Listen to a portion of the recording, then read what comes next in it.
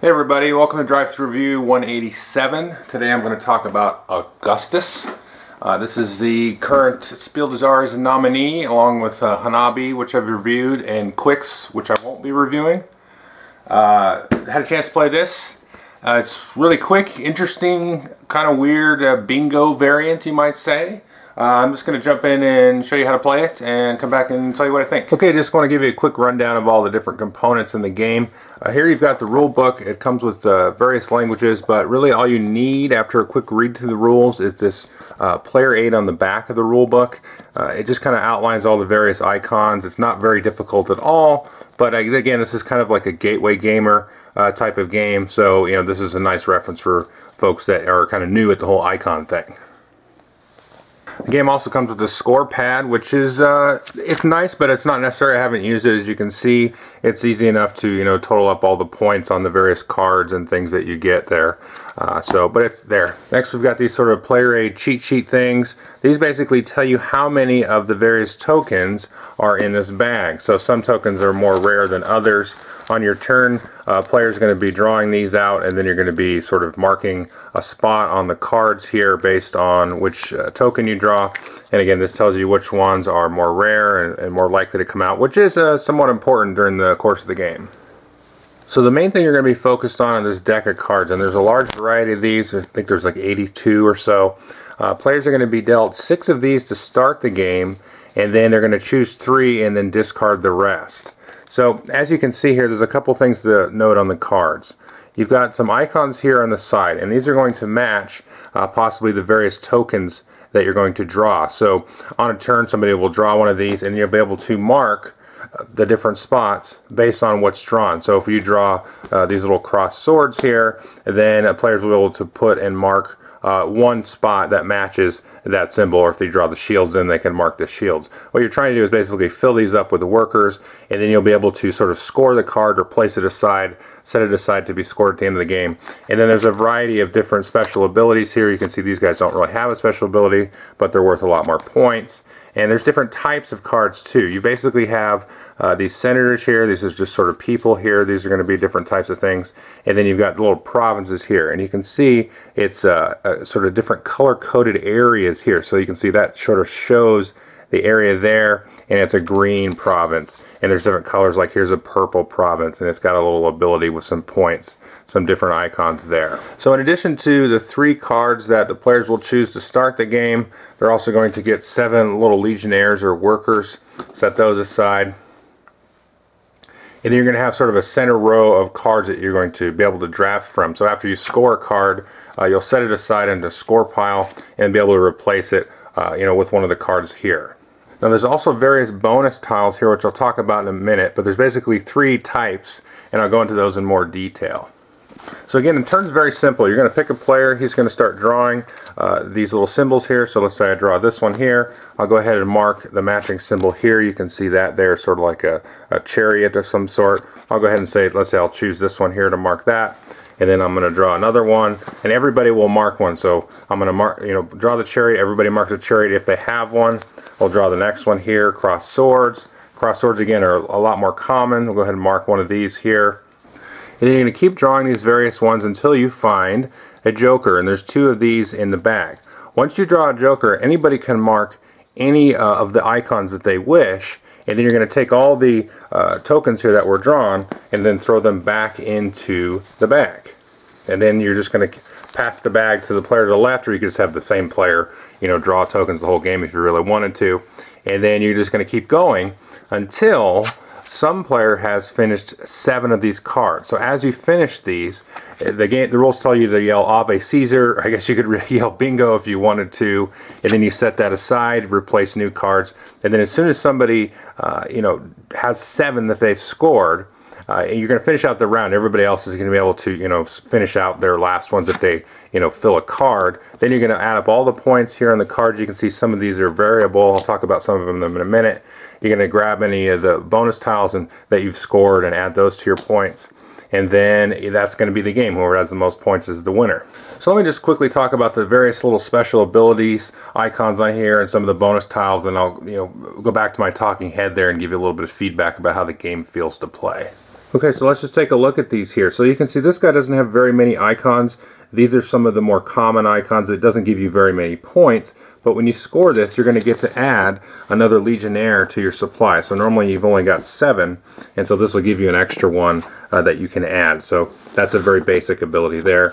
This one here, as soon as you score this one, you can take 2 of your Legionnaires and then place them on 2 crossed swords. So if I scored this one and I had this one out, I could go boom, boom, and immediately fill those up. So it's kind of like a little bit of a combo action there.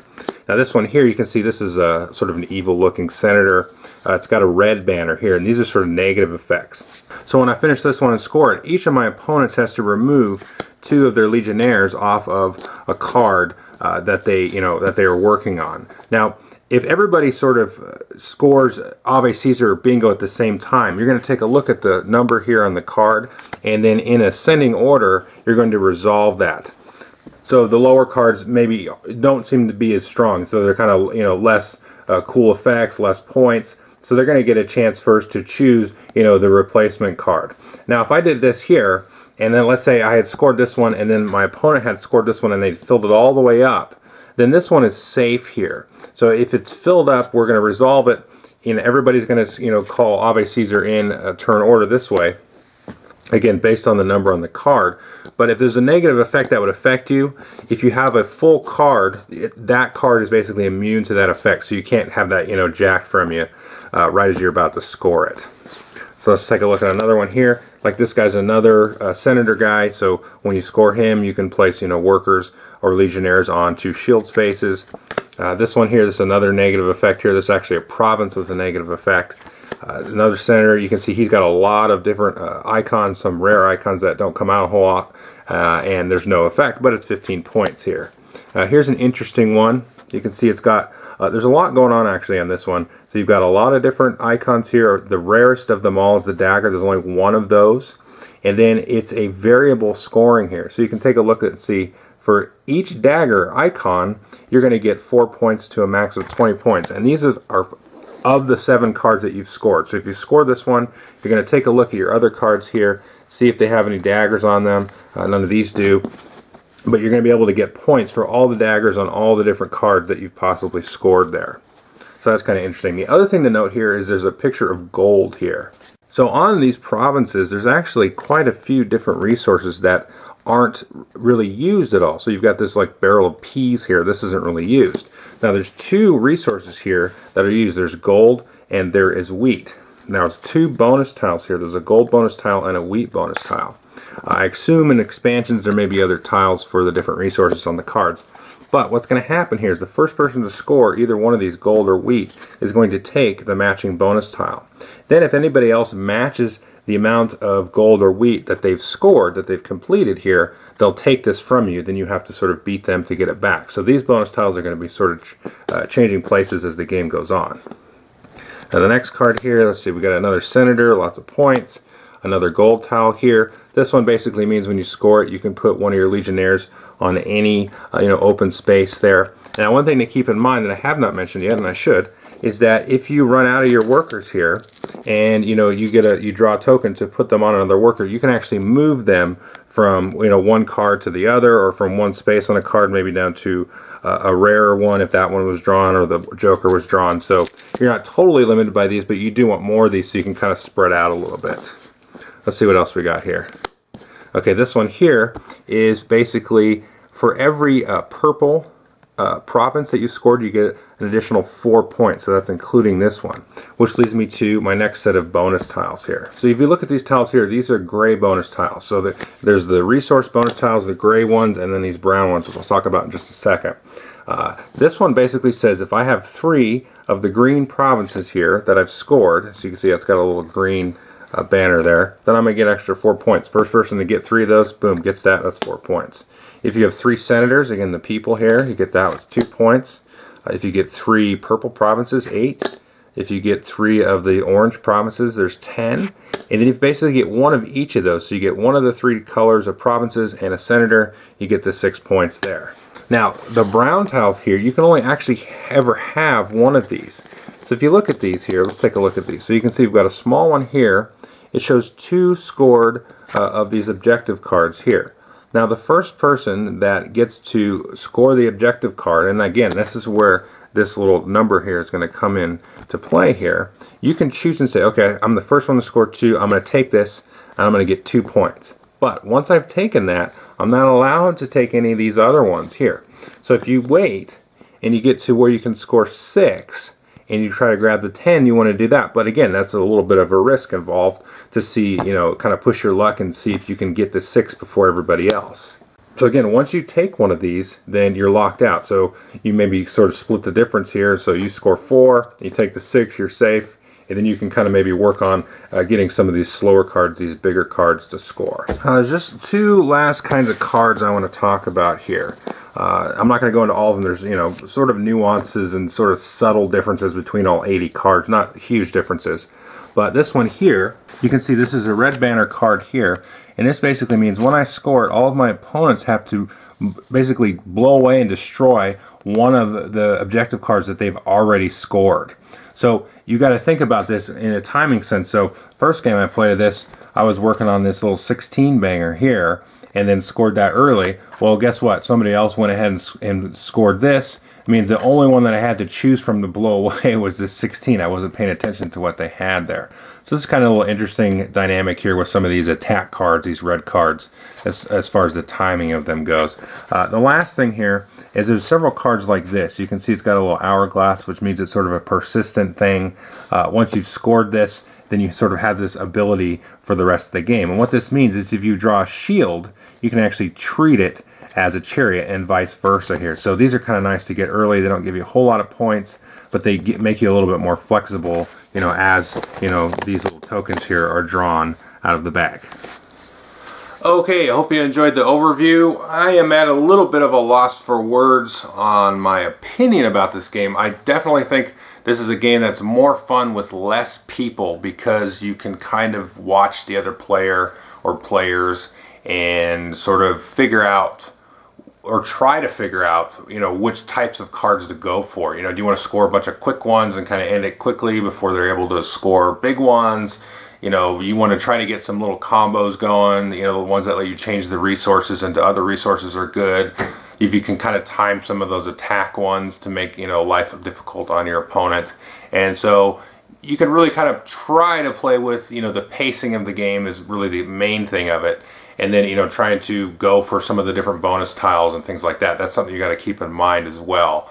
I find myself somehow forgetting about them. I don't know why, and just working on my little things because the game plays so quick. It's like pull a chit, go, pull a chit, go, pull a chit, go. And the game says it takes 30 minutes, and absolutely, it should never take longer than that, even with 6 people. I haven't played it with 6, but, definitely 3, 4 people, definitely 2. I mean, 2 people, you can play this thing in 10 minutes. It's just, once you get the hang of the icons, they're pretty simple, and you just it's so quick, very quick. That's like a theme, I guess, this year with the Spiel des Jahres is super quick. Like Quicks is, that's barely even a game, honestly. Hanabi takes a little bit longer, just because it kind of grinds down as you get close sometimes. But that's not a bad thing about that.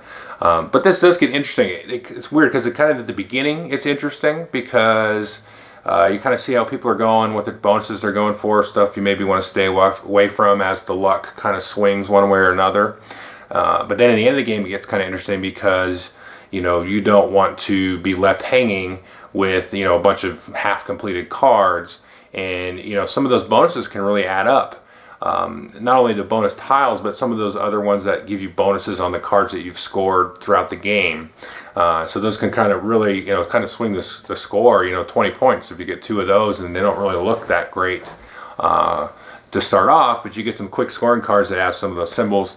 So it's cool. I can see how this is the nominee, and frankly, I'm going to keep this one in my collection. It's not normally the kind of game that I like to look forward to play, but I don't know what it is. It's like, it's fun. You just pull the thing and you figure out where you want to go, and that's it. It's not really, I don't know. It's just, I don't know why it's fun, but it's super simple, and it gets kind of exciting as, the different icons come out and stuff, and I can see definitely tons of expansions, maybe adding text abilities and more special abilities, and using again the more different resources in the game, and maybe some of the resources will do different stuff.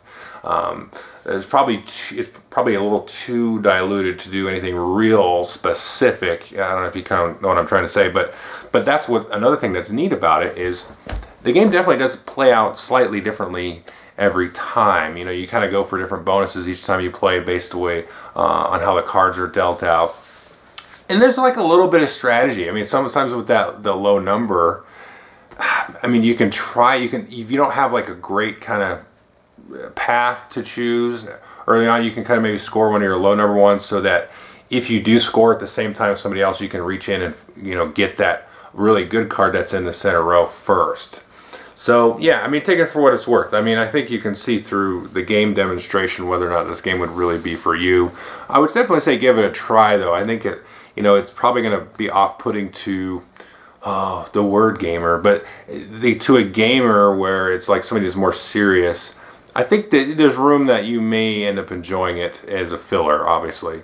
So it's definitely a quality game, and the components are really nice. I mean, I don't know what it is. It's just they're very nice. The card stock's nice, all that stuff, and the chits and everything is cool and very clean, easy to digest and read and everything. So I don't know. Like I'm sitting here talking about it, I really want to play it again. So that is Augustus. And watch out there, Hanabi. I think this one it has merit as a nominee for absolute sure.